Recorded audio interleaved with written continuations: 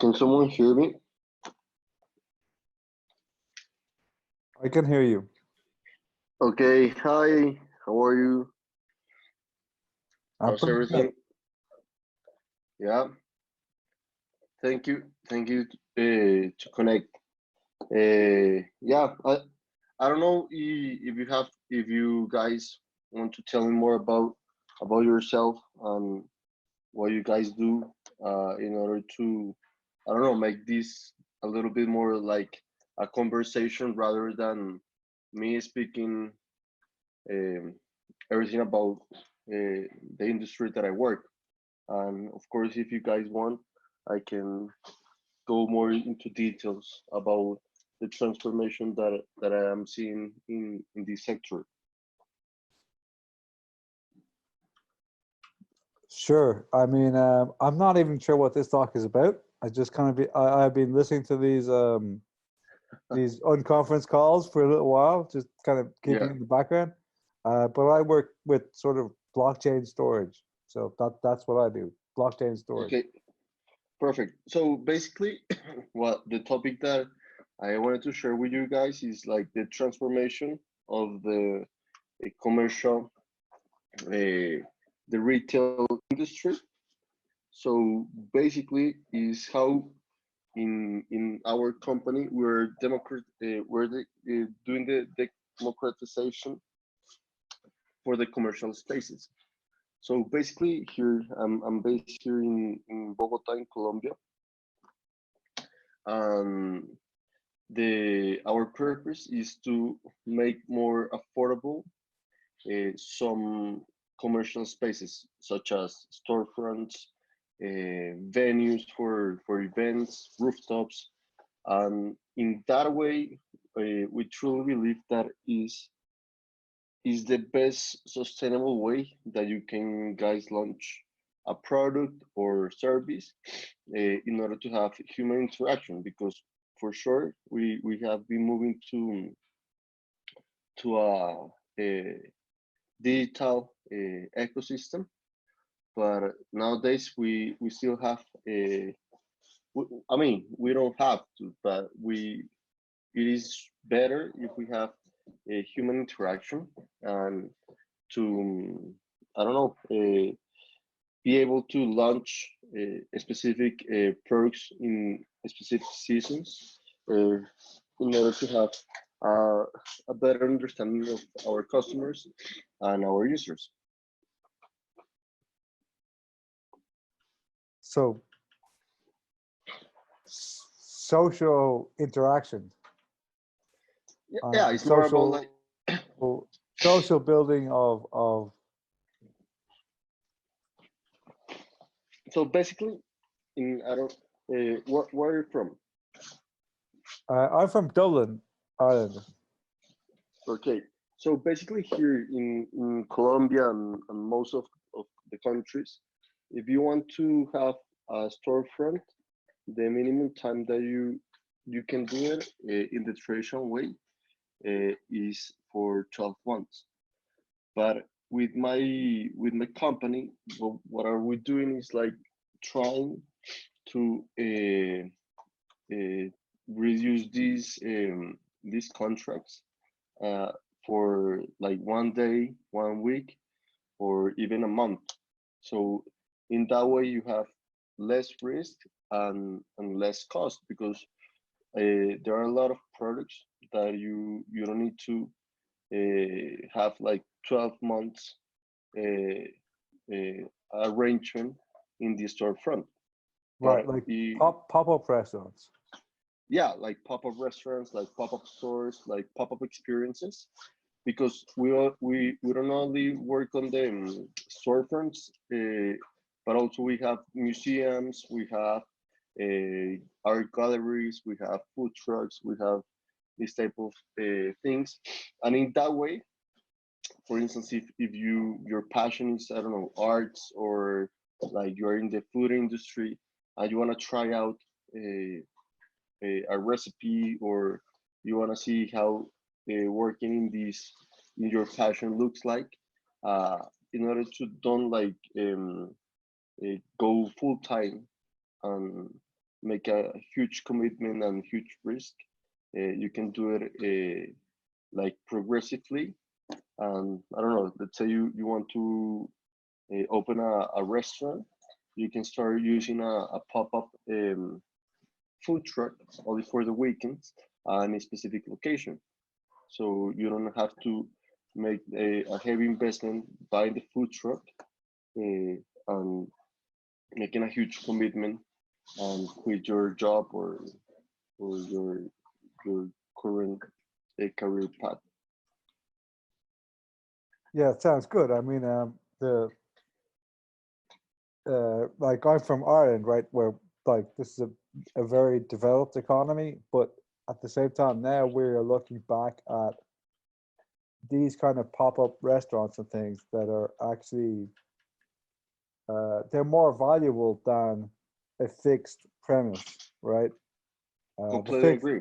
The fixed premise, like they don't work, especially now, right? Especially the now. But like the Yeah, fixed premise model is like is a little bit broken.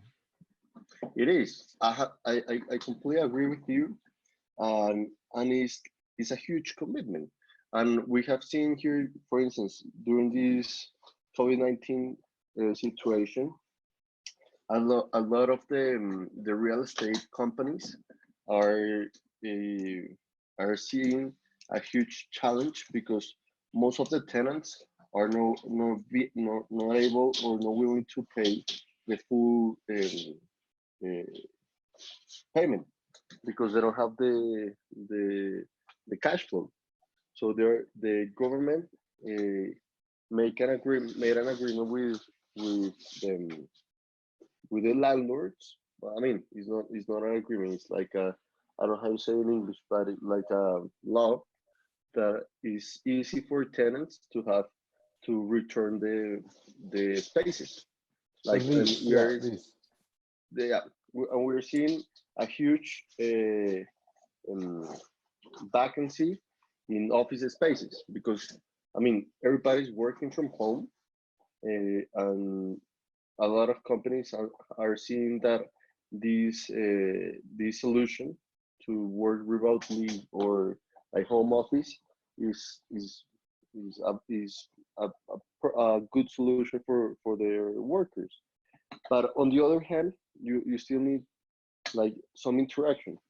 Further on, if you need a client, if you need to have a client meeting or you wanna make a presentation in person, you will be able to find spaces for um, these purposes, only for hours or for days.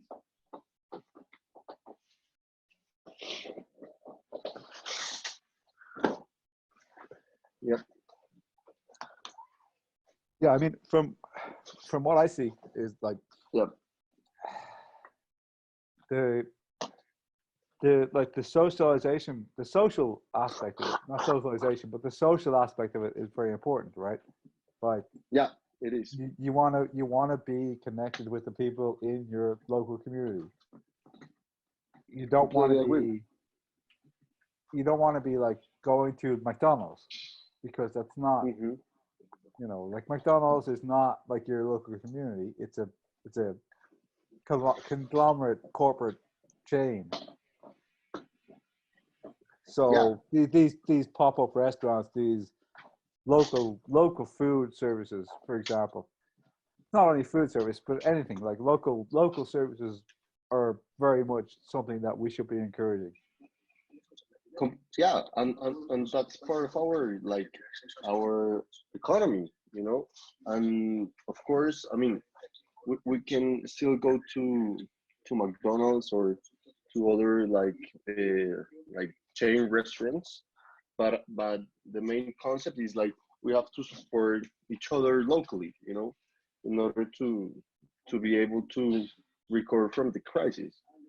um yeah, and it's a huge opportunity because like you have a lot of people who have like inventory that they're not able to sell, or we have people with like that they have lose their jobs, or that they don't have like income right now, and it's a possible way in order for them to make money, and you don't have to like being like keep doing these like pop-up experiences every month, but you can do it on your like I don't know monthly basis, uh, or like every 2 months or seasonally.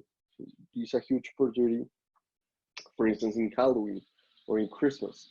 It's like you have a lot of products and services only for that period of the year, and it's a huge way to contribute to your local community and to provide a good um, I don't know like good social impact uh, on your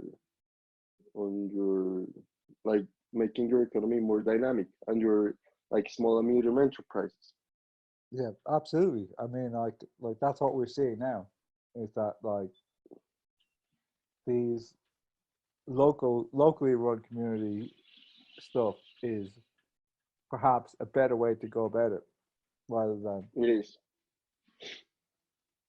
because that Yeah, then you can, it's it's like you said, you can pop up a restaurant one week or another week. It doesn't have to be always there, but you can pop it up. You can do basically service for your community, and you can make a profit from it, if you provide good stuff. definitely. And that's a good thing. Like, and is very dynamic.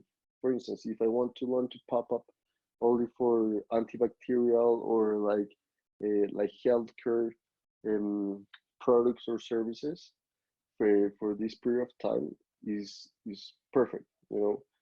It's a way to contribute and help each other. But also, I can do it on other type of services, entertainment, uh, or I don't know, like create different experiences.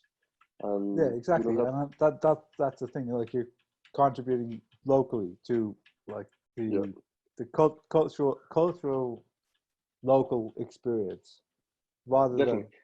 yeah, yeah, And you can do like so much experience, experiments. You can do things out of the box, and in out of the box like um, places. For instance, we have seen a very trendy service that is in the art galleries or in the museums.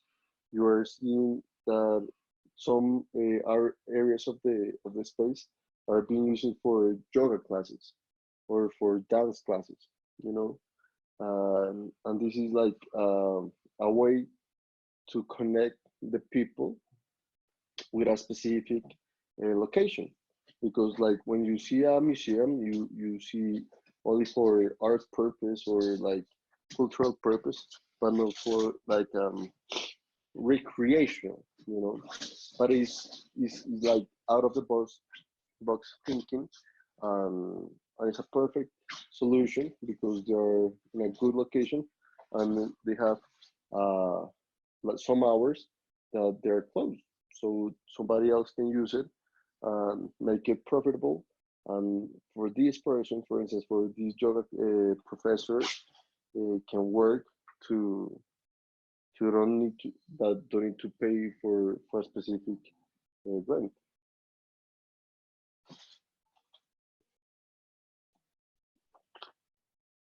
yeah. And It makes sense. what one other aspect that I feel like a little bit like Robin Hood with this approach is like when you see somebody for I don't know, let's say you have a storefront for like like month you pay, let's say $10,000. You're like broadly you're looking for a client who has at least $120,000 more or less commitment for this specific space. And when you look at like in the market, you will only see like very few companies or people who is able to make this big commitment because it is without any expenses, without any furniture, without any operational costs. But when you turn these numbers around and you see that you are giving the people in the community a storefront for only $10,000 per month, and it's like that. You when you see as your like target customer is huge, is very big. Even as a small like a one person can have $10,000 in order to uh, start their business. So in my perspective is I would dream that we are launching with our startup. We're giving the opportunity for this future Steve Jobs or Bill Gates analogy to start their companies in the garage for 1 month or like few months. That makes sense? It does, yeah. So you're talking about basically like the the reducing the commitment that someone needs to make to start a business, right? Like if you Yeah. want to start a business, you do not have to take out like a loan and a lease and a 12-month contract to be able to Mhm. run a business. It should be easier than that. It is. And for instance, when you see like with this situation, we have seen that I mean people love human interaction. So when you are looking in your strategy to be 100% online, you will be competing with like prices or delivery services, but that only that's have that have a bottom line. You can only make a product so cheap that your fixed cost can make it, even if you produce it in mass scale or in a foreign country. But right now we are seeing like different companies like Tom's or other companies that are more social active, and it is a perfect way to launch your experience and use it also not only as a commercial purpose but also as a learning learning lab. If you wanna like expand your business and you're let's keep it in the food industry and you wanna make I don't know like hamburgers restaurant, you have I don't know the 100% meat option, you have the vegan option, or you have two or three vegan options, or two or three different like sauces. You can start experimenting uh, prior like making a huge purchase, because if you go live and you don't have a huge like financial commitment and heavy investment, you can work very light. And maybe you realize it happens to me in some business that when you are 100% in the business, you realize that this is was not what you were expecting, you know, and it's completely human to be able to get back and don't be able to do, and in the traditional way, you had this huge commitment of 12 months and you didn't know if you were gonna make it real and profitable, because many business uh, needs a lot of time in order to reach the break-even point. Yeah, makes sense. I mean, I don't think you should be experimenting too much with synthetic foods, but Yeah, yeah. just, No, but it was an example. You get the idea, you know. But I do, yeah, this can no. apply to like fashion industry. It Yeah, can well, apply to I think like what like I don't know. What I see from what you're saying is more towards the community aspect of like you should have local suppliers and local businesses. They should be a priority yeah, over, they should be a priority. It should be easy to for it should be easier for people to set up a local business that is not dependent on the systems that are currently in place, like you know the the government level systems or the even international level systems for delivering food or delivering goods or whatever like that. It should be easier for Mm-hmm. people to set up a local kind of like a local as in pop Yeah. up, but also local as in like sourcing the things from local communities and getting that more forefront of what you're doing. That Yeah. And not only, I mean, and you have seen these like phenomena that you have local markets on Sundays or Saturdays or during like weekdays, but this is a way to make it more like sustainable, like more like into a real like more uh, constant source of income and a real way to pop up new jobs, you know, and create value to the country. And I think that not many countries are helping the the real like core and foundations of their economies that are, in my perspective, globally the small and medium enterprises. They are like the soul of their economy, and in these days it's super good to work live in the like globalized world, but also you have a huge challenge in order to be like competitive and really add value to the local communities. yeah, exactly. I mean, I think that's probably the crux of what you're saying is like when you're competing with these global entities, it's Yeah, not easy, right? Like it's not easy to compete with Amazon for delivering yeah, goods. It's not easy to compete with McDonald's for delivering foods, right? yeah, So, you know, it's and it's not easy to do that when you have to take out a big massive loan and try and make it successful. You know, so yeah, exactly. And as you work in the technology industry, you know that like every day technology is being more, uh, I mean, easy to have access, and you have these open source um, communities, and it's easy to launch a service or a product online.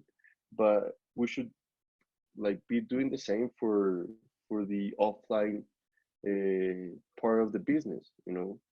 Otherwise you will see like huge downturns on the local communities.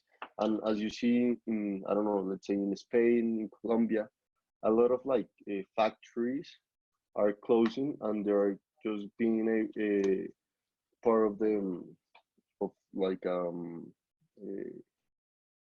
I forgot the word in English, like a place to like like storage, you know, like to like import stuff from China or other part of the world, and only right. like Because make a transaction. yeah, it's so reliant on the global It is. logistics chain. You know, it's so reliant on like everything coming from outside. While those things that are coming from outside are good, but it's not. It you know it like I guess it's a balancing act, right? Because the things like say like you source some parts from China for like Hmm. that's useful. Like you source some like It CPU is. chips or whatever it is. It's useful to be able to source that from all over the world. But it's not useful that it's so tied up in one single provider or like in such a massive global sort of organization of like yeah it and if like everyone is reliant on that. Yeah, So there should be more like self autonomy within local areas. definitely. And when you see the big picture, like I I I talk basically from the Colombian aspect because it's the market that I know the most. But I will say that when you work these like free trade agreements with the countries, yes, there are like a good like opportunity for local businesses to be competitive. But if you don't make them, uh, you don't give them the right tools, it is very hard to compete, you know, and it's very hard to export and interact with other markets as well because yeah, you can have access, but that doesn't mean that you have to be competitive. And if you make everything of like very like strict and bureaucratic, it is very hard for entrepreneurs or local businesses to grow, you know. And they're like the main source of like employment um, and cash flow stream in any like in the small cities, in the big cities as well.